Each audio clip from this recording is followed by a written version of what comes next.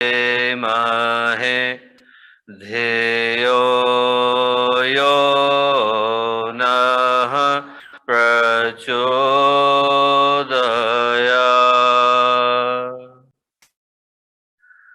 परम पूज्य गुरुदेव परम वंदनीय माता जी के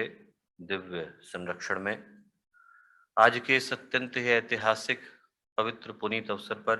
शांति कुंज का स्वर्ण जयंती वर्ष का समय और उसमें देव संस्कृति विश्वविद्यालय की इस पुण्य भूमि पर आज जब हम साउथ एशिया के इस पहले और अनूठे पीस एंड रिकंसिलिएशन सेंटर के उद्घाटन के अवसर पर उपस्थित हैं, तो हम लोगों के साथ यहाँ पर मुख्य अतिथि के रूप में उपस्थित हम सब के लिए सदा आदर्श का स्रोत भारत के माननीय उपराष्ट्रपति आदरणीय श्री वेंकैया नायडू जी, उत्तराखंड राज्य के राज्यपाल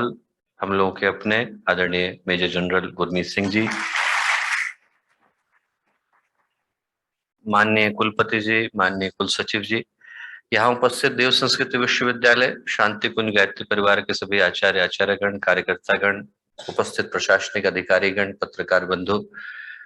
हमारे अपने विद्यार्थीगण, प्यारे भाइयों और बहनों और प्यारे मित्रों, आज का दिन गायत्री परिवार के लिए एक बड़े ही विलक्षण सौभाग्य को लेकर के आया है। ऐसा सौभाग्य जब भी आता है कि जब अपनों के मध्य में किसी अपने का स्वागत करने का अवसर मिलता है, तो वो दिन वैसे ही अपरिमित सौभाग्य का होता है। और जब शांति कुंज के इस स्वर्ण जयंती वर्ष में हम लोग अपने इस अनूठे केंद्र का उद्घाटन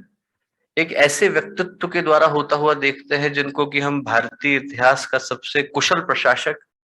दूरदर्शी चिंतक और एक शाश्वत विचारक मानते हैं, आदरणीय श्री वेंकैया नायडू जी, तो ये दिन अनंत सौभाग्य का हो जाता है। करोड़ों गायत्री परिजनों की ओर से, जिसकी शाखाएं अनेकों देशों में फैली हुई हैं, उन सब की ओर से, श्रद्धेय कुलाधिपति जी की ओर से, शांति कुंज के प्रत्येक कार्यकर्ता की ओर से, श्रद्धेय जी की ओर से, मैं उनके अपने इस शांति कुंज गायत्री परिवार के प्रांगण में हृदय से स्वागत करता हूं, अभिनंदन करता हूं।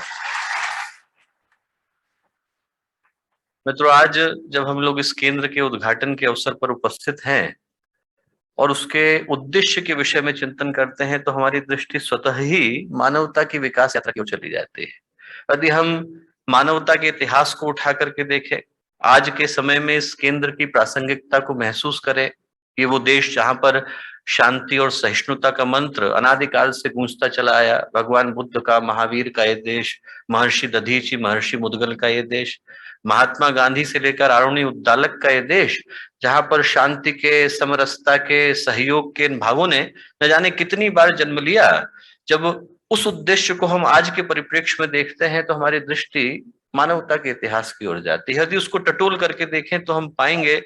कि मानवीय इतिहास में ऐसे क्षण आते ही हैं जिनको कि हम ऐतिहासिक कह सकते हैं, अभूतपूर्व कह सकते हैं, असाधारण कह सकते हैं। यदि गुरुदेव के शब्दों का मैं प्रयोग करूं तो उनको युग परिवर्तन का क्षण कह सकते हैं। और जो आज की परिस्थितियां हैं वो उसी परिभाषा को सत्य सिद्ध करती नजर आती है। आज के युग में भी एक कुरुक्षेत्र सजा हुआ है, जिसमें वही पैशाचिक प्रवृत्तियां उपस्थित हैं जो लगभग एक युग पहले उपस्थित हुआ करती थी। और धूम्रलोचन की तरह से वो मनुष्य के मन पर, विचारों पर, भावनाओं पर, दृष्टिकोण पर इस कदर आधिपत्य जमा करके बैठ जाती हैं कि स्वार्थ, संकीर्णता, हित, स्वार्थ, इनको पूरा करने की अंधी दौड़ में व्यक्ति अपनों को, राष्ट्र को, संस्कृति को, समाज को, यहाँ तक कि भगवान को ठुकराने में संकोच करता नहीं। और जो परिणाम है वो हम लोगों की आंखों के सामने है। आज जिस तरह का समाज है उसको क्या हम लोग जानते नहीं है? लोगों के पास धन आ गया है, पैसा आ गया है, वैभव आ गया है। पहले की तुलना में व्यक्ति के पास सुख ज्यादा है, साधन ज्यादा है, सुविधाएं ज्यादा है,